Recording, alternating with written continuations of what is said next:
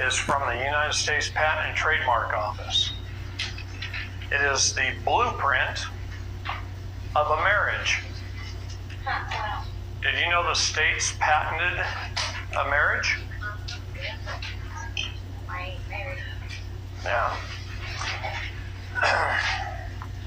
For all those that are thinking about getting married or are married, this is for you.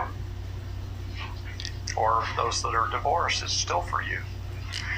See, the state is the primary in the contract. The state joins with the husband and then enjoins with the wife. There is no direct line connection between the husband and the wife. What's the ENJ? Enjoins. Enjoins. Joins and enjoins. Enjoins just means second position joinery. Okay? So the state joins with the husband, enjoins with the wife. There's no direct line between the husband and the wife. That is a broken line. Any architect or engineer will tell you that a broken line on a blueprint is a beam that bears no weight. And they put God on that line. So God bears no weight in the contract. When you get married with the state, God bears no weight in the contract. The state is the primary contract holder under the doctrine of parens patriae. And if the husband wants to deal with the wife, they have to go through the state. If the wife wants to deal with the husband, they have to go through the state, and so on.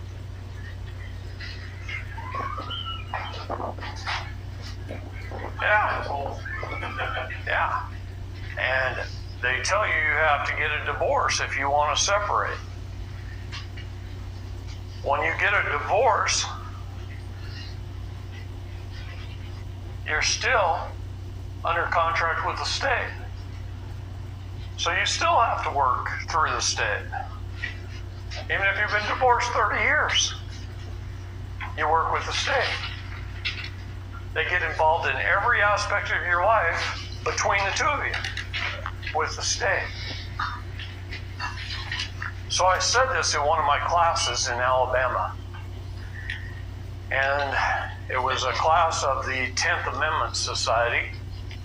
And the 10th Amendment Society down there took this to their state legislatures.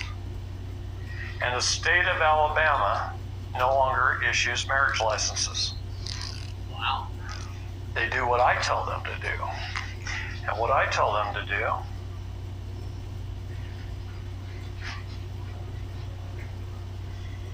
is to take a Holy Bible, a family Bible that has the pages in it, and you record the event, the date, the time, the place, who officiated, a couple of witnesses, and you do that with your births, your marriages, your deaths in your family, and you record them in a family Bible.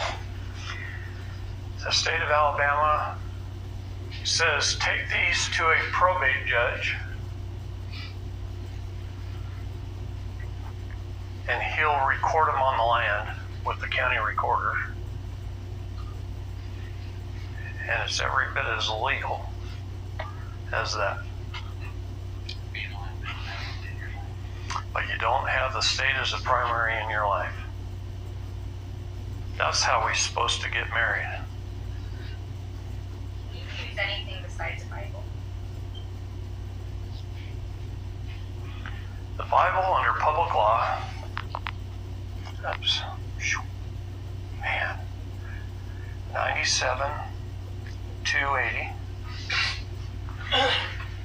Public law 97, 280, the Bible is law. The Bible is the Word of God. This nation was founded on God principles. And the Bible is law. And since 1607, we the people have been recording our marriages, our births, and our deaths in the Bible. and recording them on the counties of this country since 1607. It wasn't until the 1930s that we started doing this.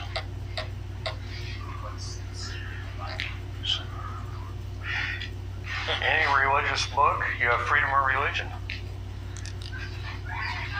But this country was founded on Christian principles. So as far as I know, it's any Christian Bible. So the Bible, specifically the 1611 King James Version, was declared the Word of God, was by Congress made public law. Okay. It's the best I can answer that answer for you. But this is a problem.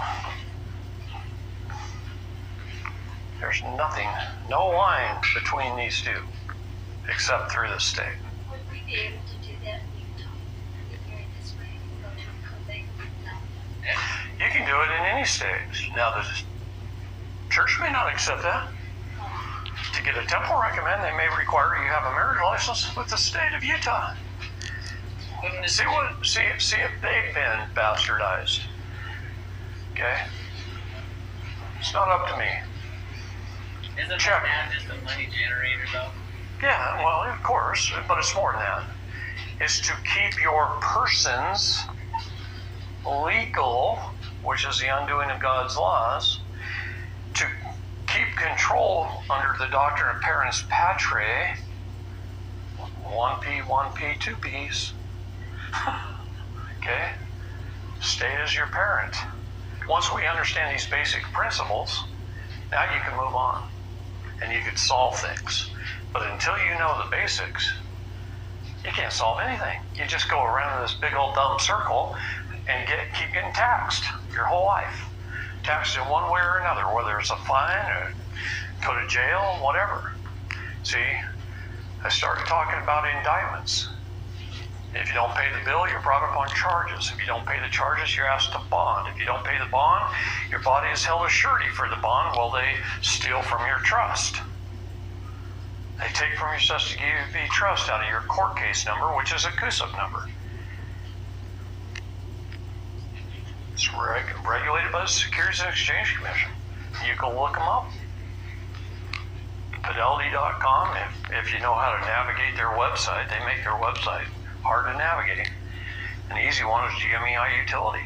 GMEI Utility, you can simply go up to the upper right-hand corner, click on the little hourglass, it brings down a little search window and it says, search for an LEI. And you type in your birth certificate number, or your social security number, or any of your CUSIP numbers. LEI. And it will show you the companies that are buying and selling you. Yeah. Jody pulled it up during lunch on her. How many thousands of accounts did you have? 150. Just under your social security?